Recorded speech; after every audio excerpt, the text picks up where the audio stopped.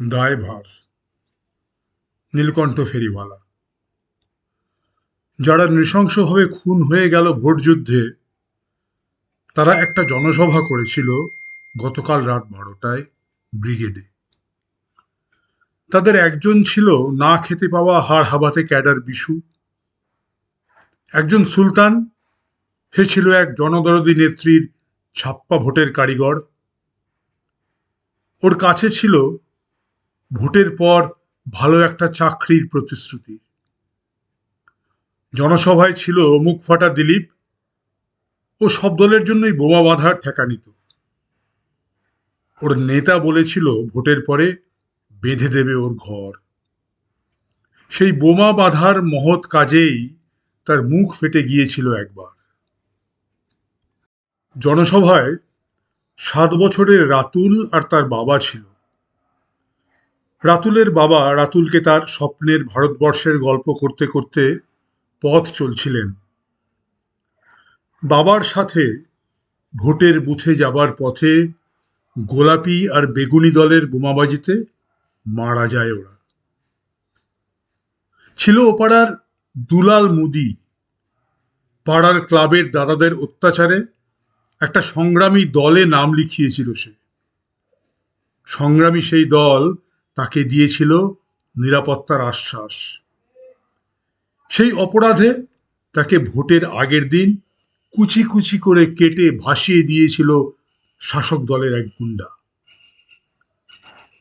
সংগ্রামী সেই দল কিছুই করতে পারেনি, রক্ষা করতে পারেনি দুলালকে। যদিও সেই গুন্ডাও মারা পড়েছিল পরের দিন অন্য একটা কোন্দলে। তার পেশা ছিল দিন খুন দিন খাওয়া। সেসব দলের হয়েই কাজ করত, তবে তার কাজের অভাব ছিল না। বিশেষত এই ভোটের মরশুমে নেতানেত্রীদের বদান্যতায়। সভা জমে উঠেছিল বেশ, কিন্তু বেশ বড় একটা মুশকিলও ছিল। সভায় কোনো নেতা বা নেত্রী ছিল না। কারণ কোনো নেতা বা নেত্রী তো ভোটযুদ্ধে মরে না, ওরা শুধু খুনের ব্লুপ্রিন্ট বানায় ঠান্ডা ঘরে বসে। ওদের ছিল না কোনো জমজমাট আন্দোলনের ইস্যু, কারণ মৃতদের তো কোনো জাত ধর্মের বালাই থাকে না, থাকে না দলাদলি। তাই আলোচনায় বিরোধিতাও ছিল না। ওরা বুঝল যে ওদের সবার পেটেই একই রকমের খিদে। ওরা একটা কাজ চাইছিল সবাই। খুন খারাপির প্রশ্নই ছিল না, ছিল না বোম বাঁধার প্রয়োজন। কারণ ওরা সবাই তো মৃত, মারবে কাকে?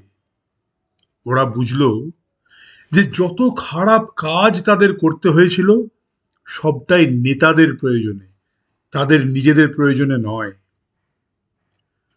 রাতুলের মৃত বাবা চাইলেন তার মৃত ছেলের জন্য একটু পড়াশোনার ব্যবস্থা। ও তো ভোটের হিংসার পাঠ পড়েইনি কোনোদিন, তবু মরে যেতে হলো ওকে।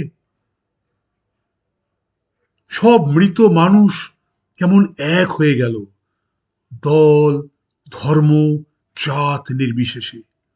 থাকলো না কোনো শত্রু। কিন্তু ওদের কেউই নেতৃত্ব দিতে রাজি হলো না।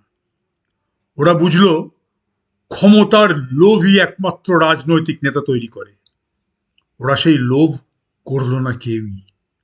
ওরা বুঝলো ওদের কোনো নেতার প্রয়োজন নেই, বরং নেতাদেরই ওদের প্রয়োজন। ওদের রাজনৈতিক দলের প্রয়োজন নেই, ওদের ধর্মের ভণ্ডামির প্রয়োজন নেই। অশরীরী ধর্মই ওদের একমাত্র ধর্ম। মানুষ অবস্থায় যা করতে পারেনি, অশরীরী হয়ে তা পালন করবে ওরা। ওদের জাত পাত প্রয়োজন নেই, ওদের প্রয়োজন কাজের। ওরা দুর্বৃত্ত হয়েছিল কাজের অভাবে, খিদের প্রাচুর্যে আর ভণ্ড নেতাদের প্ররোচনায়। নেতারা চায়নি ওরা শিক্ষিত হোক। নেতারা চেয়েছিল ওদের খিদের আগুনকে কাজে লাগাতে। নেতারা চেয়েছিল ওদের সরল বিশ্বাসকে, আর ওরা বলি হয়েছিল সেই সরল বিশ্বাসে। ওরা নেতাদের বিশ্বাস করেছিল, নেতৃত্বের মুকুট দিয়ে দিয়েছিল ওদের, নির্দ্বিধায় বিলিয়ে দিয়েছিল নিজেদের সব কিছু, শেষে প্রাণও দিয়ে দিল ওরা ওদের জন্য।